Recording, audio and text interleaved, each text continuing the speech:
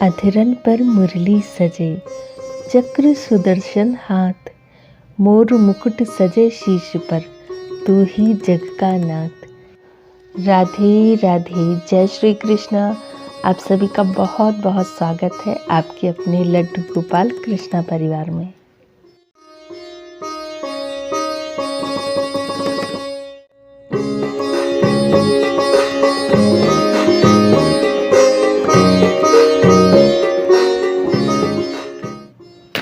धागा हो तो तोड़ दूं, प्रीत न तोड़ी जाए, जिन नैनन में माधव बसे, दूजा कौन समाए। नमो नमो तुलसा महारानी, नमो नमो हर की पटरानी।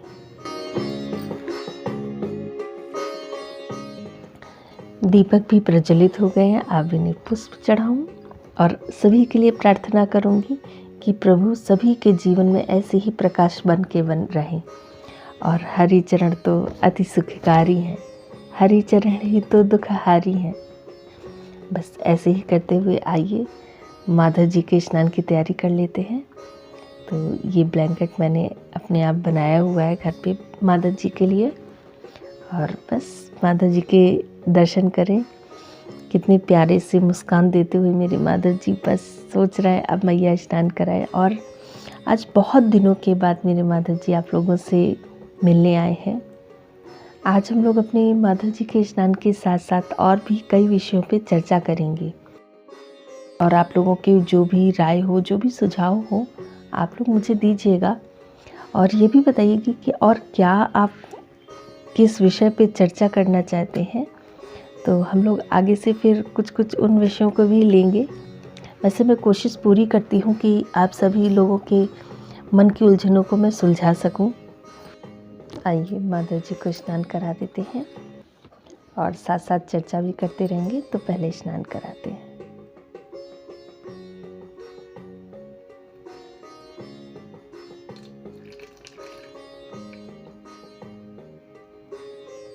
ओम नमो भगवते वासुदेवाय नमः।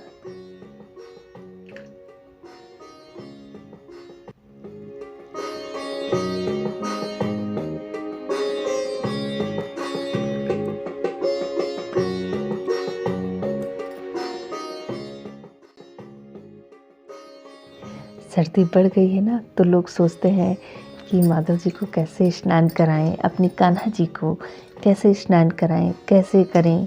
तो बहुत से लोगों ने ये भी कहा है कि रोज़ नहलाना ज़रूरी नहीं है। तो बस मैं यही कहूँगी कि रोज़ स्वयं को भी नहाना ज़रूरी होता है और रोज़ अपने लल्ला को भी नहलाना ज़रूरी होता है, क्योंकि प्रतिदिन स्नान करने से शरीर स्वच्छ रहता है, मन शुद्ध रहता है। और सबसे अच्छी बात कि रोज़ नहाने से कोई भी बीमारी तकलीफ़ नहीं होती। मैं तो अपने बेटे को भी, जो बड़ा बेटा है उसको भी डेली नहलाती हूँ, और अपने माधव जी को भी डेली नहलाती हूँ, क्योंकि नहलाना ही चाहिए। ये तो हमारे अपने ये बातें हो गई हैं ना अपनी सुख सुविधाओं के लिए कि रोज़ नहीं नहलाना, तो ये कोई अच्छी बात तो नहीं है ना। तो इसलिए मैं तो यही कहूँगी कि अपने लल्ला को आप सब लोग रोज़ नहलाएं, गर्म पानी से नहलाएं। देखो हमारे लल्ला तो बहुत ही मज़ा करते हैं नहाने में, उन्हें तो बहुत आनंद आता है। तो आप लोग रोज़ नहलाएं, तो उससे ताजगी रहती है। और रोज़ नहाने से पता है ठंड भी कम लगती है। जब आप सुबह उठ के आप नहाओगे ना, तो आपको सर्दी नहीं लगेगी। लेकिन आप नहाओगे नहीं, बेड में बैठे रहोगे रजाई ओढ़ के, तो ठंड तो लगेगी ना।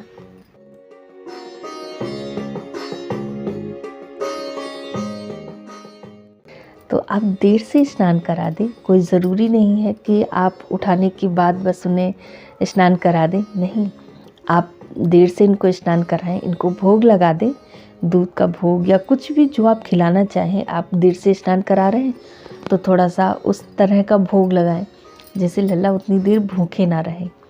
तो आप भोग लगा दें। उसके बाद जब धूप निकल आए तो आप धूप में उनकी मालिश स्नान सब कर सकते हैं। और अब सवाल आ रहा होगा मन में कि धूप ना निकले तो कैसे स्नान कराएं। तो उस दिन आप अपने कमरे में कुछ अपने लिए व्यवस्था करते हैं ना, जैसे आग जलाते हैं जब ठंड बहुत होती है, धूप नहीं निकलती, अंगीठी जलाते हैं या कुछ इस तरह से कोई व्यवस्था करते हैं ना, जब वो कर लें और स्वयं भी स्नान करें और अपने लल्ला को भी ज़रूर स्नान कराएं। लेकिन हाँ, अब आप कहेंगे कि तबीयत ठीक नहीं है, तो अगर आपकी तबीयत ठीक नहीं है तो आप वस्त्र चेंज करें और गंगा जल से स्वयं को शुद्ध करें। उसके बाद पानी को थोड़ा सा गर्म करके, गुनगुना सा करके और अपने लल्ला को स्नान कराएं, फिर उनके वस्त्र चेंज करें। देखिए, जैसे तबीयत अपनी ठीक नहीं है तो ऐसा तो होता नहीं है फिर घर में कोई स्नान नहीं करता, ऐसा तो नहीं। आप नहीं तो कोई और सही, है ना, कोई भी कर दे। अगर कोई नहीं भी कर सकता है तो आप अपने आप को शुद्ध करके, वस्त्र चेंज करके फिर अपने लल्ला को स्नान कराएं।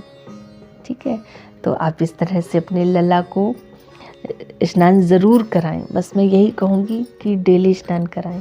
और देखिए, मेरे माधव जी ने भी अब इनर पहन के, अब ये शूज़ हैं उनके, तो ये मैं पहना देती हूँ। इससे मेरे माधव को ठंड नहीं लगेगी पैरों में भी। अब दूसरे में भी पहना दूँ ना, तो थोड़ा सा वैसे पहनाने में प्रॉब्लम हो जाती है, तो ये बस ऐसे ही शूज़ पहन लेते हैं मेरे लल्ला। आइए माधव जी, बैठा।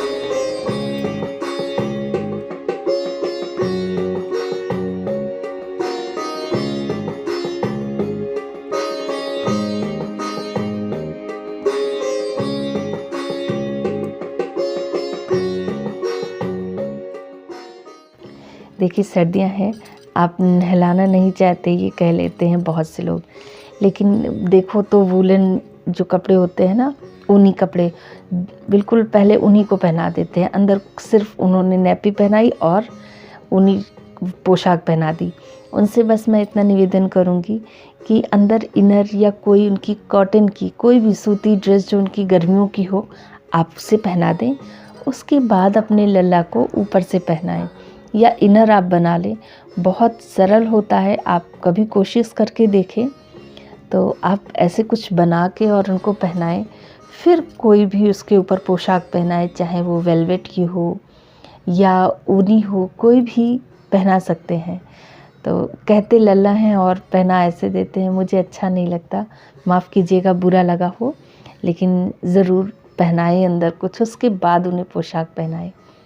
तो मेरे माधव जी की पोशाक तैयार हो गई है, बस अब मैं इन्हें सही से पहना दूंगी ना। ये घेर मैं पूरा बना लेती हूँ अच्छे से, उसके बाद इसमें सिलाई भी लगा देती हूँ जिससे घेर खुले नहीं। तो ये पीछे मैं इनके बांध देती हूँ।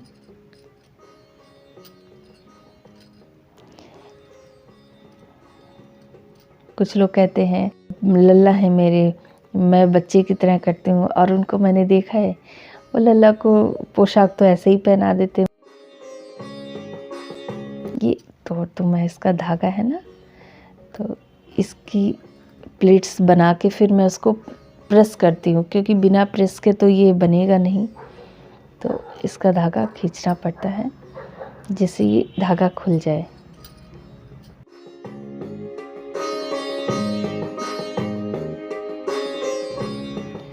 ये एक एक धागा खुल जाता है तो इसकी प्लेट्स अच्छी बन जाती हैं। बस अब देखिए, सारी प्लेट्स जब खुलती है ना इसकी, तो ये अच्छा लगने लगता है।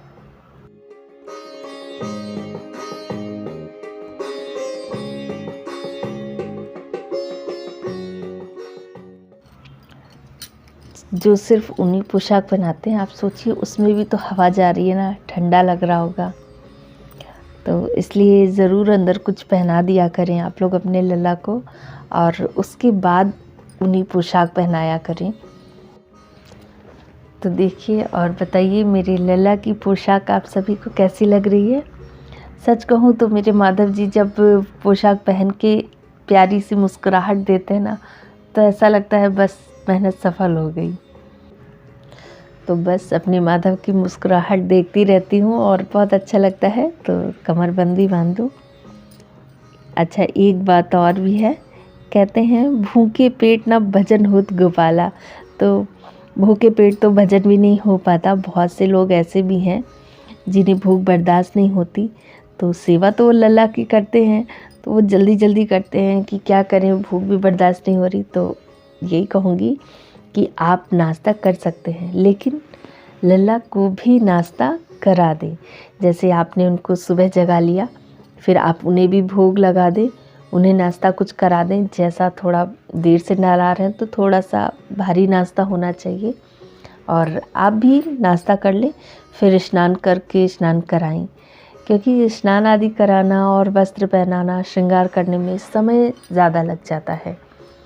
तो आप अपने लल्ला का स्नान तब करा दें जब आप नाश्ता कर लें, और अपने लल्ला को भी नाश्ता करा दें।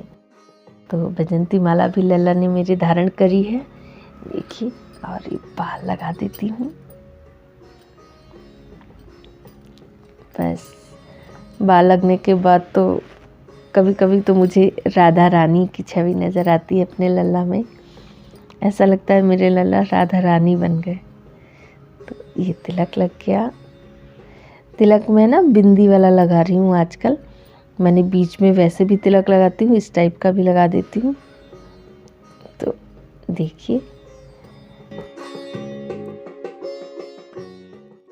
ये तो मेरे लल्ला की प्यारे से श्रृंगार दर्शन। अच्छा, मकर संक्रांति भी आ रही है, तो आप सभी को मकर संक्रांति की ढेरों शुभकामनाएं। आप सभी लोग अपने लल्ला के साथ अच्छे से मकर संक्रांति मनाएं। और ये मेरे लल्ला की पगड़ी, ये देखिए, बस ऐसे ही मैं इसको बांध दूँगी।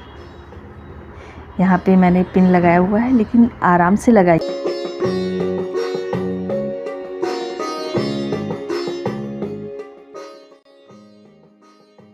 दान भी ज़रूर कीजिएगा। दान का विशेष महत्व होता है, और ये ज़रूरी नहीं होता कि आप किसी पंडित को ही दान करें। जिसे ज़रूरत हो, ज़रूरतमंद को दान करना चाहिए। आपके आसपास जो भी अगर लगता है कि उन्हें ज़रूरत है, तो आप उन्हें दान करें। ये ज़रूरी नहीं है कि आप मंदिर में पंडित जी को ही दान करें। पंडित को भी दान कर सकते हैं, अच्छा होता है दान करना, लेकिन साथ में आप किसी गरीब को भी दान करें, जिससे उसका भी पेट भरे। दान में आप वस्त्र दान कर सकते हैं। ये सर्दियाँ चल रही हैं, तो आप कंबल दान कर दें। अनाज दान करें। अनाज में आप चावल है, दाल है, नमक है, गुड़ है, कुछ भी इस तरह से दान कर सकते हैं। तो लल्ला की पगड़ी भी मेरे लग रही है, देखिए।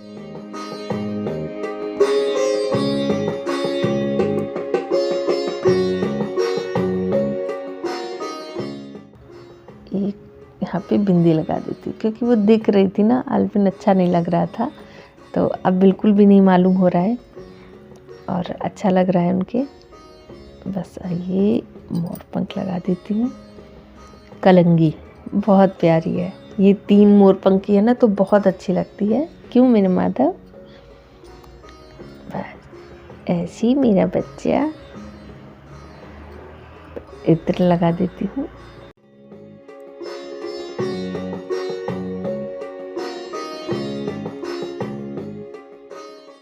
और पंचामृत अभिषेक मत कराइएगा, क्योंकि सर्दी बहुत है, लल्ला को ठंड लग जाएगी। और ये फूल लगा देती हूँ। तो आप तुलसी दल डाल लें जल में और उसे स्नान कराएं। बस उसी से स्नान कराइएगा, और अपने लल्ला का खास ख्याल रखें सर्दियों में। और मेरे माधव, ये प्यारा सा गुलाब आपके लिए। बस मेरे जीवन में ऐसे ही रहे मेरा लल्ला। अपने लल्ला से प्रेम करें, इतना प्रेम करें कि वो पलट के आपको सिर्फ प्रेम ही प्रेम दें, है ना। ये मेरे लल्ला के श्रृंगार दर्शन देखिए। दर्पण सेवा दे दूं।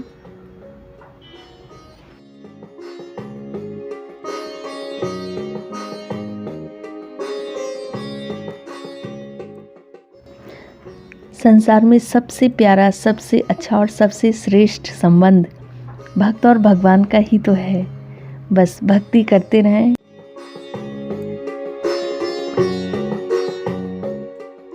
मेरी लल्ला का भी भोग। और मकर संक्रांति पे ना भोग का लगाने का आपको क्या करना है कि अपने लल्ला को जो भोग लगाएं वो सारा गर्म चीज़ों का ही भोग लगाएं। देखिए मैंने यहाँ ये रुमाल पहले ही रख लिया है और ये तुलसी माला जो मैंने आपको बताई थी ये वो है। और इसमें मैंने ये इलायची रखी हुई है और ये इलायची है ना सारी, और इधर मैंने ये मिश्री रखी है। तो ये मैं रख दूंगी जिससे कि भोग लगाने के बाद खिला सकूं।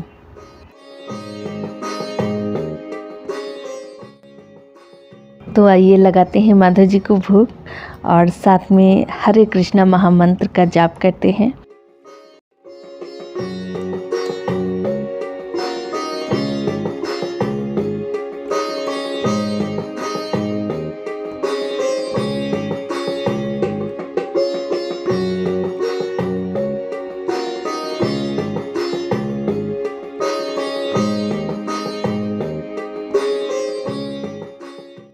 माधव जी को भोग लग गया है, अब मैं उन्हें जल पिला देती हूँ। देखिए ये मकर संक्रांति पे आप तिल, गुड़ और नमक, घी इन सब चीज़ों का दान करें और इन्हीं सब चीज़ों का भोग लगाएं अपने लल्ला को। गज्जक का भोग लगाएं। सर्दियों में वैसे भी गज्जक, तिल, गुड़ की चिक्की जो आती है वो सब बहुत ही अच्छी लगती है। और माधव जी ने मेरी इलायची भी खा ली। आप सब भी अपने लल्ला के साथ मकर संक्रांति बहुत ही अच्छे से मनाएं, उन्हें अच्छा भोग लगाएं। अगर आज की चर्चा अच्छी लगी हो तो लाइक, शेयर, कमेंट ज़रूर कर दीजिएगा। राधे राधे कहते रहें, हरि नाम जपते रहें।